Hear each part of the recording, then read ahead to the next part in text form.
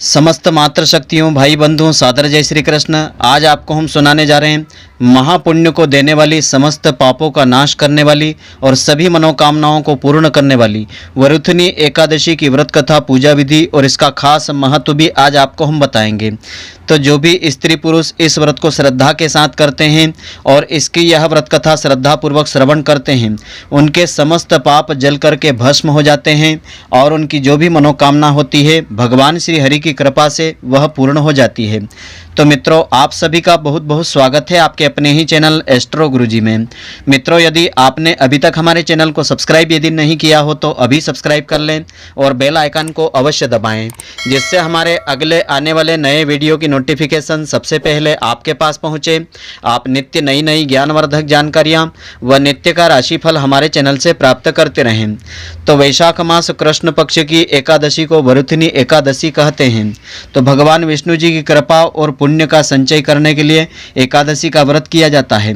व्रत उपवास में बहुत अंतर होता है। किसी भी व्रत में प्रचलित परंपरा के अनुसार सागार, फलाहार आदि लिए जा सकते हैं, परंतु उपवास अधिकतर निराहार किया जाता है। त्रिस्पर्शा और पक्षवर्धिनी एकादशी बहुत ही अधिक महत्वपूर्ण मानी गई है। इसी प्रकार यदि दशमी तिथि को दिन या रात में एकादशी तिथि हो तो द्वादशी युक्त एकादशी का व्रत करना सबसे उत्तम माना जाता है। भगवान महादेव ने पक्षवर्धिनी एकादशी का महत्व श्री नारद जी को सुनाया था। यदि अमावस्या अथवा पूर्णिमा 8 दंड की रहे और दिन रात अविकल रूप से रहे तथा दूसरे दिन प्रतिपदा यानी पड़वा में कुछ अंश उसके चले जाए तो उस पक्ष की एकादशी पक्षवर्धिनी एकादशी कही जाती है। इस एकादशी का व्रत अधिक पुण्यदायी और फलदायी माना जाता है। तो जो भी भक्त श्रद्धालु स्त्री पुरुष पक्षवर्धिनी एकादशी का महात्म सुनते हैं या पढ़ते हैं, वे उस पुण्य के भागी हो जाते हैं। इस पक्षवर्धिनी एकादशी के समान ही त्रिस्पर्शा एकादशी के व्रत का वर्णन धर्म ग्रंथों में किया है। यदि किसी एक तिथि के दिन एकादशी और द्वादशी तिथि भी हो तथा रात्रि में अंतिम प्रहर में त्रयोदशी तिथि आ जाए तो ऐसी एकादशी त्रिस्पर्शा एकादशी कहलाती है। इसका व्रत करने से अनंत गुणा फलों की प्राप्ति हो जाती है। तो हमारे शास्त्रकारों ने व्रत का स्तर अलग अलग प्रकार से बताया है। आप अपनी श्रद्धा भक्ति के अनुसार जो संभव हो आप कर सकते हैं। तो पहला इस प्रकार से उन्होंने बताया है, पहला निर्जल व्रत होता है, दूसरा उपवास व्रत और तीसरा केवल एक बार अन्न रहित दुग्ध आदि पेय पदार्थ ग्रहण उसमें करना होता है और चौथा बताया है नक्त व्रत, यानी दिन भर उपवास रख करके रात्रि में फलाहार करना। पांचवा बताया है एक भुक्त व्रत, किसी भी एक समय फलाहार ग्रहण करना। तो अशक्त, वृद्ध, बालक, रोगी जो भी व्रत नहीं कर सकें, यथासंभव अन्न आहार का परित्याग तो एकादशी के दिन कर देना चाहिए। वर्तमान समय में सांसारिक मनुष्य की स्वाभाविक प्रवृत्ति भोग विलास और आनंदपूर्ण जीवन की ओर अधिक रहती है। अतः इस मनोवृत्ति को सीमित करते हुए सत्कर्म में और ईश्वर आराधना में नियमित संलग्न रहना भी व्रतों का ध्येय होता है। अपनी लगन, परिश्रम और ईमानदारी से दैनिक कार्यों को धर्म और कर्तव्य परायणता से करते रहना चाहिए।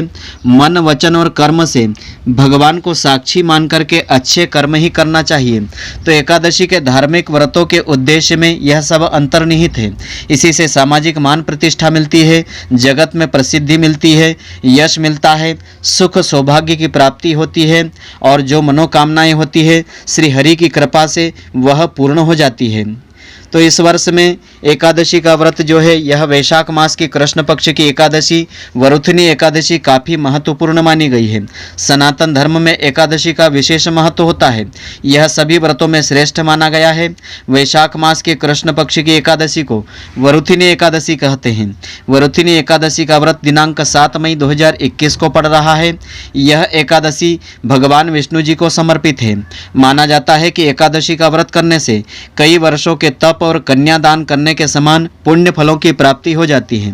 माना जाता है कि इस दिन वरुथनी एकादशी का व्रत रखने से मनुष्य के सभी दुख संकट दूर होते हैं और सुख सौभाग्य की प्राप्ति होती है। दरिद्रता, दुख और दुर्भाग्य दूर करने के लिए एकादशी तिथि पर आप इस व्रत कथा को अवश्य श्रवण करें, तो इससे आपको अनंत गुणा फलों की प्राप्ति होगी। तो इस दिन का शुभ मुहूर्त इस प्रकार से रहेगा। हिंदू पंचांग के अनुसार वरुथनी एकादशी तिथि आरंभ होगी दिनांक 6 मई को दोपहर दोपहर 2:10 से आरंभ होगी, जो 7 मई 2021 की शाम 3:32 तक रहेगी। तो एकादशी का व्रत उदयात तिथि के चलते 7 मई को ही रखा जाएगा। इसका पारण का समय रहेगा दिनांक 8 मई 2021 को प्रातःकाल 5:35 से आरंभ होकर के तो प्रातःकाल 8:16 तक का समय रहेगा। इस समय अवधि में आपको इस व्रत का पारण कर लेना चाहिए। तो वरुथिनी एकादशी की पुण्यदायिनी व्रत कथा इस प्रकार से है। इस दिन इस व्रत कथा को एकाग्र मन से श्रद्धापूर्वक श्रवण करने से धर्म अर्थ काम मोक्ष फलों की प्राप्ति हो जाती है और इस व्रत का भी संपूर्ण फल प्राप्त होता है। तो कथा इस प्रकार से है।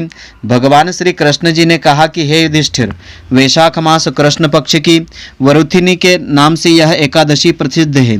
यह इस लोक और परलोक में सौभाग्य प्रदान करने वाली एकादशी तिथि है।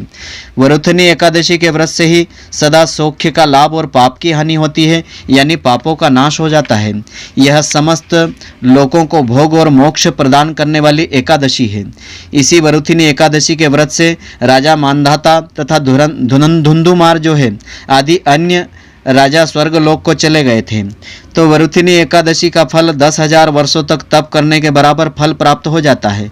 अन्नदान का सर्वाधिक महत्व माना गया है, क्योंकि देवता पितृ तथा मनुष्यों को अन्न से तृप्ति मिलती है। विश्व में यदि कोई भाग्यहीन भी इसका व्रत करे तो इसको सौभाग्य अवश्य प्राप्त होता है। तो कन्यादान के तुल्य ही धेनु का दान माना गया है। यह साक्षात भगवान का कहना है, भगवान का कथन है। तो सब दानों से बड़ा विद्या दान बताया है। अतः मनुष्य वरुथिनी एकादशी का व्रत करके विद्या दान के बराबर फल प्राप्त कर लेता है।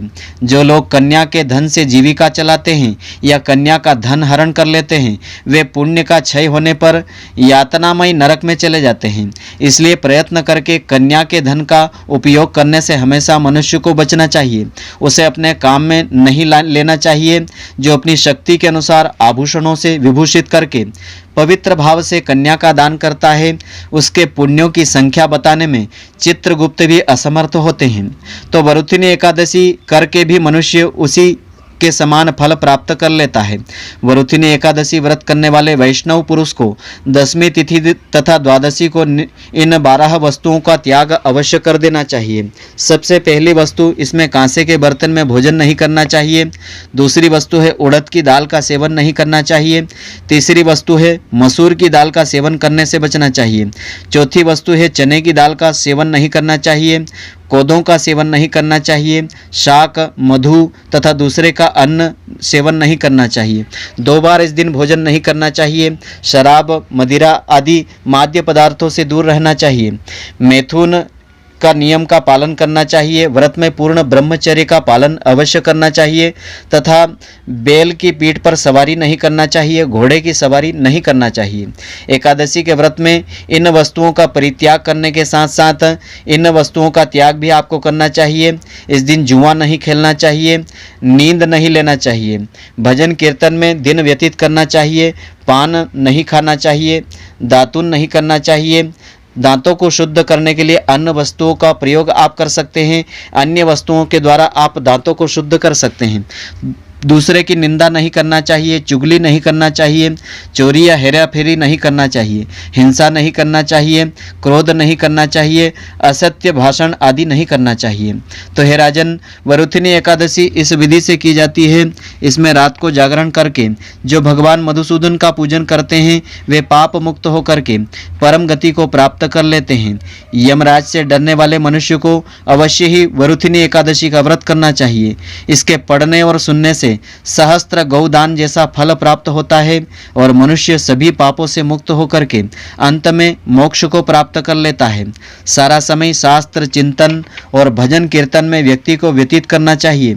दूसरे की निंदा करना एवं पापी मनुष्यों के साथ बातचीत त्याग देना चाहिए। क्रोध मिथ्या भाषण का त्याग अवश्य करना चाहिए। वस्तुतः पूर्ण शुद्धता से यह व्रत आपको करना चाहिए। इस व्रत के महात्म्य को पढ़ने से गंगा स्नान के फल से भी अधिक फल प्राप्त हो जाता है। जीवन में तपस्या, भक्ति, त्याग एवं संयम करने से सौभाग्य की प्राप्ति हो जाती है। तो जो भी मनुष्य, स्त्री हो या पुरुष हो, इस विधि के साथ इस व्रत को धारण करता है और इस दिन भगवान श्री हरि के नाम मंत्रों का अधिक से अधिक उच्चारण करता है। इस दिन विशेष करके जो भगवद गीता का पाठ करता है या विष्णु सहस्त्र नाम का श्रद्धापूर्वक पाठ पढ़ता है अथवा सुनता है, उसके समस्त पाप जल करके भस्म हो जाते हैं। उसे धर्म, अर्थ, काम, मोक्ष फलों की प्राप्ति होती है, सुख सौभाग्य की प्राप्ति होती है, दीर्घ आयु की प्राप्ति होती है। जो भी मनोकामना होती है, भगवान श्री हरि की कृपा से वह कामना उसकी पूर्ण हो जाती है। तो एक बार धर्मराज युधिष्ठिर ने भगवान श्री कृष्ण से वैशाख मास के कृष्ण पक्ष की वरुथिनी एकादशी के व्रत के बारे में बताने का आग्रह किया। धर्मराज के आग्रह करने पर भगवान श्री कृष्ण ने एकादशी व्रत कथा को बताया। उनके अनुसार प्राचीन काल में नर्मदा नदी के तट पर मांधाता नामक एक राजा राज्य करता था। वह राजा बहुत ही दानी और तपस्वी था। तो एक बार राजा जंगल में तपस्या करने के लिए चले गए। राजा तपस्या में लीन थे। वहाँ एक सूअर आया और राजा को खींच करके घने जंगल में उठा करके ले गया। तो सूअर का व्यवहार देख करके राजा बहुत डर गया और अपनी रक्षा के लिए मन ही मन भगवान विष्णु जी की प्रार्थना की। तो भक्त की पुकार सुन करके भगवान विष्णु जी वहाँ प्रकट हो गए और उस सूअर को मार करके उस राजा की रक्षा की थी। परंतु उस सूअर ने राजा का पैर खा लिया था। इसे लेकर के राजा बहुत दुखी था। तब भगवान विष्णु जी ने कहा कि तुम दुखी मत हो, मथुरा जाकर के वरुथिनी एकादशी का व्रत रख करके मेरी वाराह अवतार की मूर्ति की आराधना करो। ऐसा करने से तुम पुनः ठीक हो जाओगे, स्वस्थ हो जाओगे। तो राजा ने मथुरा नगरी में जा करके बहुत ही विधि विधान और श्रद्धा से यह व्रत रख करके पूजन अर्चन किया, जिसके पुण्य के प्रताप से राजा का पैर पुनः ठीक हो गया और वह सुंदर शरीर वाला हो गया। तो मृत्यु के बाद राजा को मोक्ष की भी प्राप्ति हो गई। इस प्रकार से जो भी वरुथिनी एकादशी का व्रत रखता है, उसके समस्त पाप जल करके भस्म हो जाते हैं और उसे मोक्ष फल की प्राप्ति आसानी से हो जाती है। तो मित्रों, आशा करता हूँ कि आपको हमारी यह ज्ञानवर्धक जानकारी पसंद आई होगी। यदि आपको पसंद आई हो तो आप हमारे वीडियो को लाइक व अधिक से अधिक शेयर अवश्य करें, जिससे अधिक से अधिक भक्तजन इसका पुण्य लाभ प्राप्त करते रहें और इसका लाभ आपको भी मिलता रहे। धन्यवाद। जय श्री कृष्ण मित्रों, फिर मिलेंगे।